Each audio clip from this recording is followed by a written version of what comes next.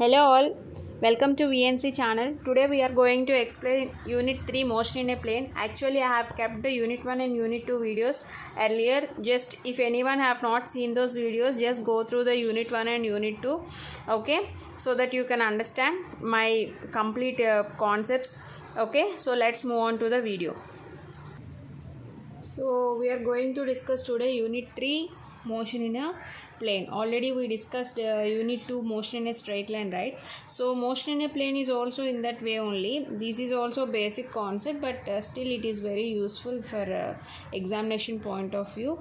So we'll start what are the key concepts. Here you will get scalar, vector quantities, position and displacement vectors, how do the displacement takes place, how do the position vector takes place, okay, what is a unit vector, what is a null vector. These are all concepts comes under motion in a plane. So let's start our video. First concept is physical quantities. Actually I told you, right? So two vectors are there, okay. So basing on the physical quantity, you are having two kind of what is a physical quantity actually? Let me know. One thing, physical quantity. What is a physical quantity? Anything which can be measured, okay, anything that can be measured is a physical quantity. So here the physical quantity is containing two vectors. One is scalar quantity and other is vector quantity, okay, scalar and vector quantity, okay. Yes, what is a scalar actually? What is mean by scalar? What is the mean by scalar? As you all know, from the basic point of view, scalar is that which has only magnitude. Magnitude only, does not have any direction. It contains only magnitude. So such type of quantities are called scalar quantities, okay. Next, I'll tell you an example. Like if you consider distance, okay, so distance is a scalar quantity. Why? Because it just represents only magnitude. You are moving from one place to other place, that's all. It doesn't require any kind of direction, in which way you are directing, which way you are moving. It doesn't require. If you are moving from one destiny to other destiny, you can move by vehicle, like you can travel by the bus, by car, or whatever it may be. It just shows the length only. The distance shows the length only, but not the direction. So the distance can be an example of scalar quantity, okay. Another, you can take temperature, okay. Temperature is also an example. Why? Because temperature do not require some kind of direction. It just exhibits the how much the value or how much magnitude you are carrying only. But temperature also do not require what is that magnitude, sorry, what is called direction, okay. Sorry, temperature doesn't require any kind of direction, it requires only magnitude, okay. So these are the scalar quantities. What about the vector quantities? Okay, what about the vector here? Vector is a quantity that has magnitude and direction, okay. It represents magnitude and direction. It considers both magnitude and direction as well. Means you can take examples like acceleration, okay. Acceleration requires what? Magnitude. It contains some magnitude and as well direction also. For example, a bus is traveling from one place to other place. It should accelerate. In order to move, the body should, the bus should accelerate. That means it is containing it from one distance to the other distance. It is traveling. Means what? That is the magnitude. And at what direction it is moving? It requires direction also. So acceleration is a vector quantity. Again, velocity. If you are taking an object, it requires a velocity. Means that if the velocity is taken there, magnitude and direction are taking place, okay. Next, what about work also, okay. If you are moving the body from one place to other place, some work is said to be done there. So that means if you are displacing this pen from here to here, means what? Here the magnitude is taking place from here to here, means some direction is also taking. What is the direction? It is a straight line, right? So this is the, if I am taking this pen in this way, that means what is the direction? It is a clockwise. It is turning round, right? So it is a clockwise. Okay, so that means you are displacing from here to other place, that is a magnitude. And what kind of direction, what way it is moving means you need to suppose to explain the direction also. So work is also vector quantity. Next, torque. You can take many kind of examples, so these examples are enough. So torque is also an example. Okay, force into perpendicular distance. Okay, so this is the vector quantity. Okay, so only magnitude, only which the quantities which contains only magnitude is a scalar quantities, which contains only magnitude and direction as well is a vector quantities. Okay, yes. And one more important point I have to notice you here is vector quantities has one more key concept is here vector quantities obeys two rules here, two laws here. One is triangle law. It will come in the further classes, I'll tell you them. Okay, triangle law of addition, okay, and parallelogram law of addition.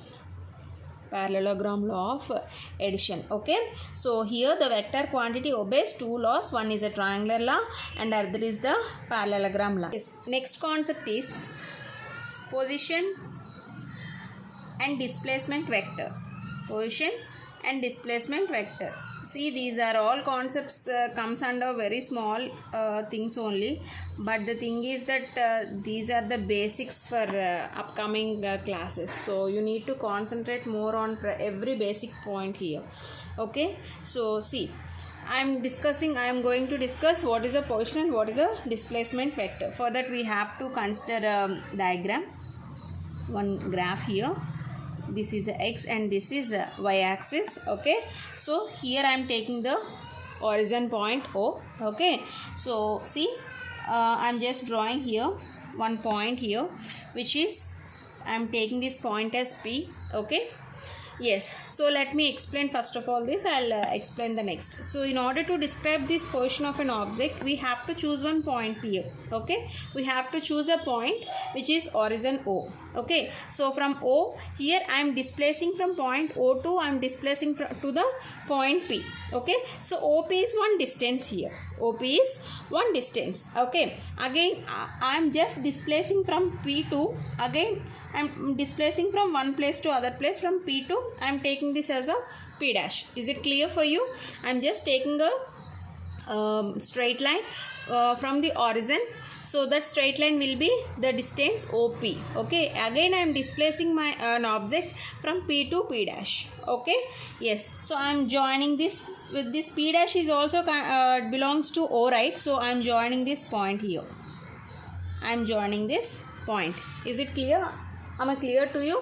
Okay, yes. Now I am just writing. See here, P and P dash. What are the P and P dash here? P comma P dash are the positions. Why? Because they are displacing from one place to other place, right? So they are the positions. Okay, and next see here, I am just taking the value OP. OP is, what is OP? OP is distance. Okay, so I am taking OP as a R here. R. Okay, OP equal to R, which is a position vector. Which is what? Position vector. So the distance OP equal to R, we name it as a position vector. Okay, again OP dash. Already OP is done. Now the distance OP dash, we are taking it as a R dash. Okay, so what do you get here? OP dash equal to R dash. Okay, so this is also what? This is also called a position vector.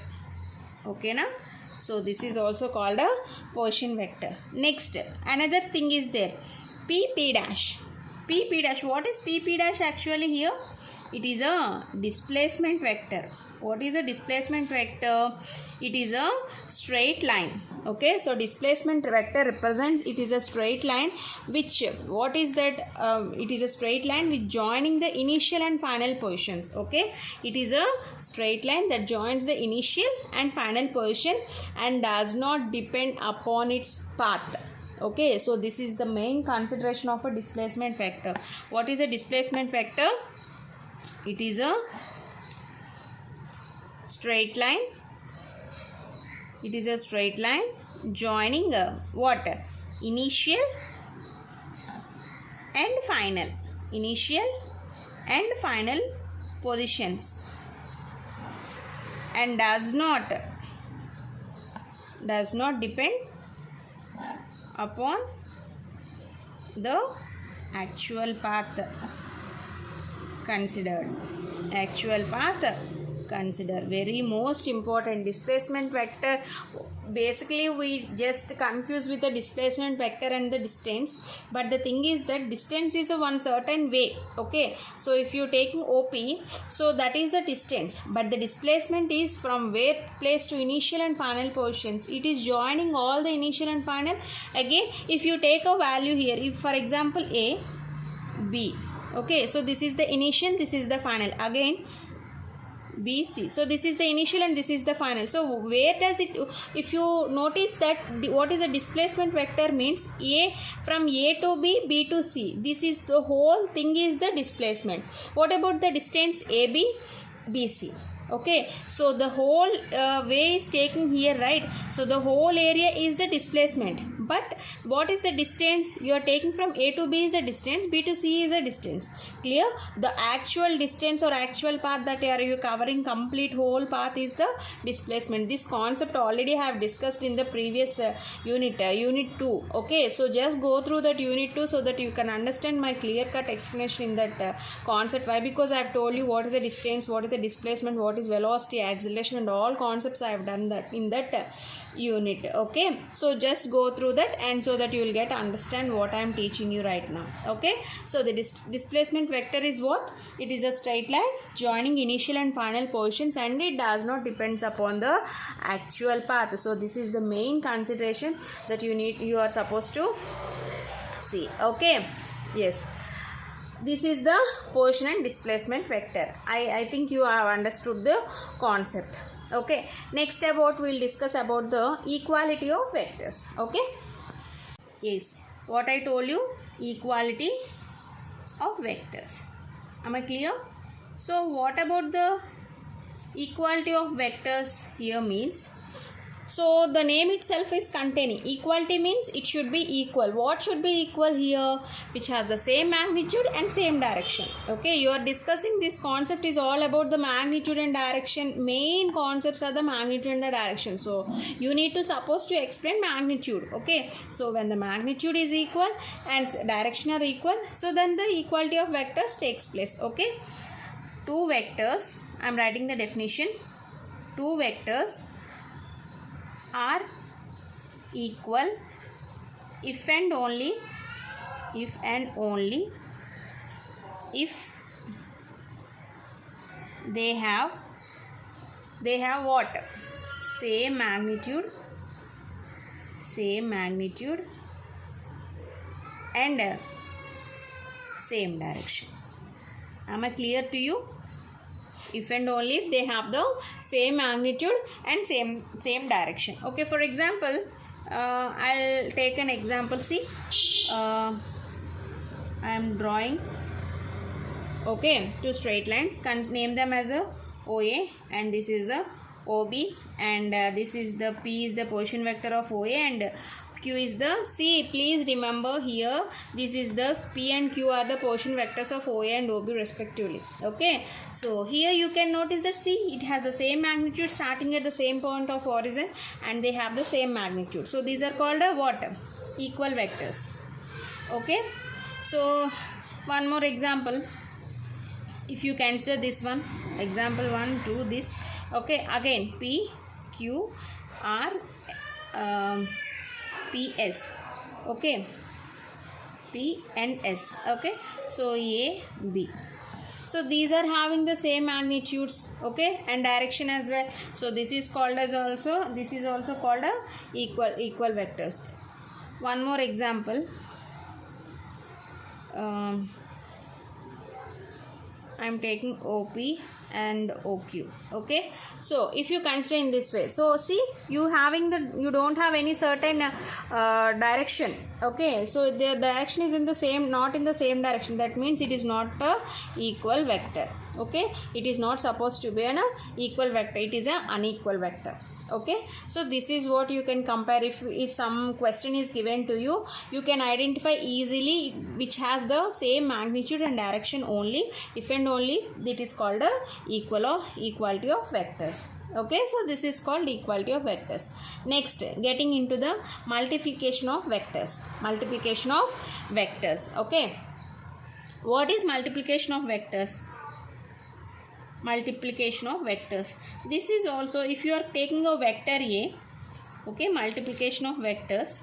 Okay, if you, for example, if you consider vector A, okay, so if this vector A is multiplied with a positive number, consider the positive number will be like lambda.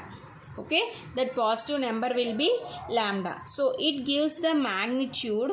Okay, so the resultant magnitude, if you are see, the concept is, if you are taking a vector A which is multiplied with a positive number lambda, okay, it gives a vector. What does it give? It gives a vector which the magnitude is changed to a factor of lambda. Means if you are taking this C, the magnitude like this, the magnitude will be in this way. Means you are considering a vector A here. Okay, if you are considering vector A with a, what is this here, lambda is a positive number, right? So the vector A is multiplied with a positive number. What does it gives? The resultant, the magnitude of vector A is taken place. Okay, so here the vector is changing to what? Magnitude. This is a vector and it is changing to a magnitude with the factor lambda. Okay, with the factor lambda. That means, for example, if you take A, okay, vector A is multiplied by 4. Okay, it is multiplied by 4. What will be the answer? 4 means here the lambda value, which is a positive number. I told you lambda is a positive number, so you can take any kind of positive number. So what will be the answer? What is the resultant? What will be the resultant then? 4A. Is it or not? Why? Because if you substitute 4 in the place of lambda, so that you will get 4A. So this will be the answer. The multiplication of vectors takes place. Simple. A vector you are taking with a positive number, you will get the resultant as a magnitude of vector. Okay. So magnitude is changed with a positive factor. Okay. So that is the multiplication of vectors. Okay. You can take if A is the vector here and 4A is the what? Another vector. Okay, that's all.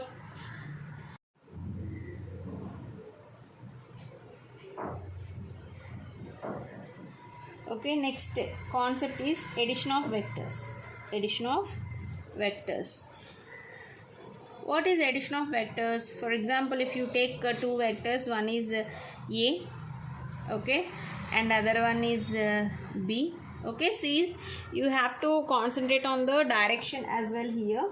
So I am just taking two vectors here. The resultant will be, see, how is the resultant? I am taking this direction. One thing I have to notice you, see, for a vector, actually for a vector here, I told you in the earlier class, again I am just telling you here. See, this is called, for a vector to be represented, we need to do this symbol. We are having this symbol actually. Okay, if you are only representing the magnitude, means, for example, if OA is the one kind of what is that one distance or one position, I am telling you here OA is the point. Okay, so if you are considering OA in this way, so this is a scalar, that means only magnitude. Okay, if you are keeping bar in this way, means that is only magnitude. For example, if you are keeping the magnitude as well as direction, means that is a vector. It is a vector representing both magnitude and direction. Am I clear? This is the magnitude and this is the vector. Okay, so now I am supposed to show you that for a vector to represent, there are two things are there to be noted. This is the head. Okay, so this is the head and this is the tail.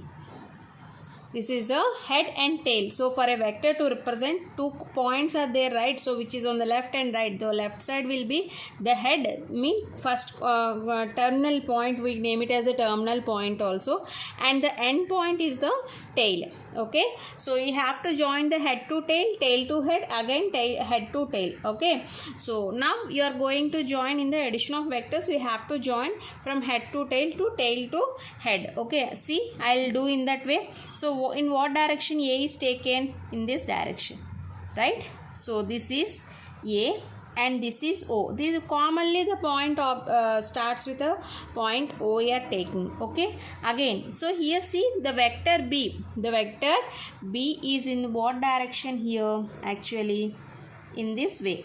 Okay, the vector B is in this way. So I am taking this as a, sorry, I am taking A as a vector, right? So here I take P as a point here. So I am just joining the points.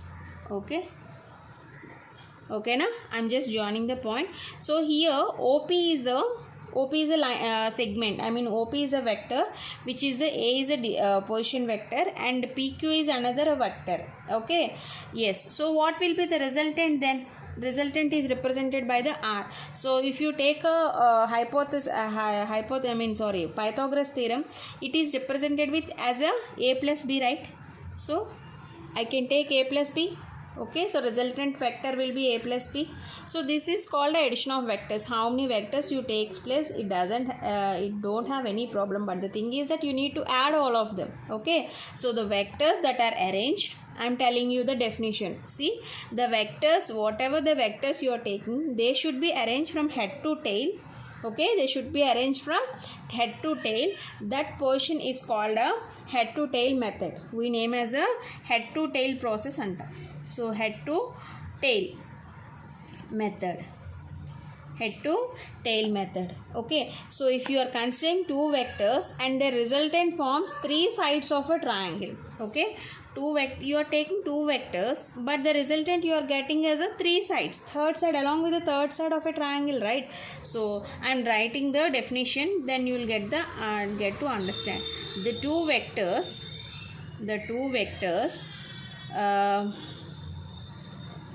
with the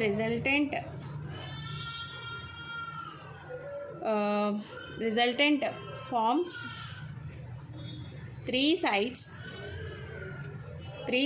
of what is this? It is a triangle, right? So three sides of a triangle.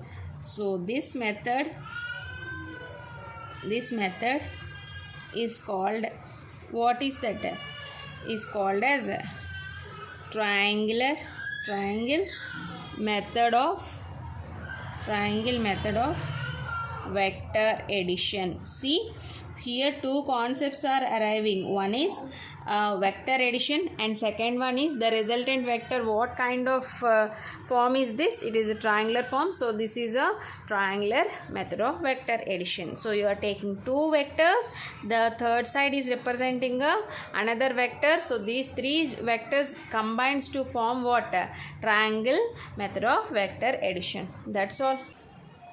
We shall now discuss laws of vector addition. So these are also important concepts. So laws of vector addition. Okay, yes. So one of three laws are there actually here. Okay, so first of all, what is the commutative law? It obeys, actually vector addition obeys commutative law, associative law. Okay, so we shall see what is that. Obeys, I told you what? Commutative law. Obeys commutative law. What is commutative law actually? If A plus B equal to B plus A. Okay, so that is a commutative law. So A plus B equal to B plus A. If it obeys A plus B equal to B plus A, then it is a commutative law. Next, if it obeys associative law. So then what is associative law? A plus B plus C equal to A plus of B plus C. I think you are familiar with these concepts in the maths classes also, right? So it is a associative law. Associative law property, what is it? Is its property, a plus b of plus c equal to a plus b plus c. So if it obeys, then this law also comes under laws of vector addition. Okay, one more concept I need to explain you is a null vector. Null vector, or it is named as a other name is zero vector. Null vector or zero vector. What is a null vector or zero vector actually? If you take two vectors, okay, if you take two vectors, if you add them, if you take two vectors and add them, okay, then what happened? The magnitude of the two vectors will be same, but the directions will be opposite. That means what? Magnitude is same, but the directions are not there, will be opposite. I am not telling the direction was not there. Direction will be there, but will be in the opposite direction. That means what happens? They cancel out each other and it becomes a zero. So the resultant vector will be zero. So that such type of resultant vectors which are having the zero value is called a null vector. Okay. So for example, I just want to approach you with if you take a vector.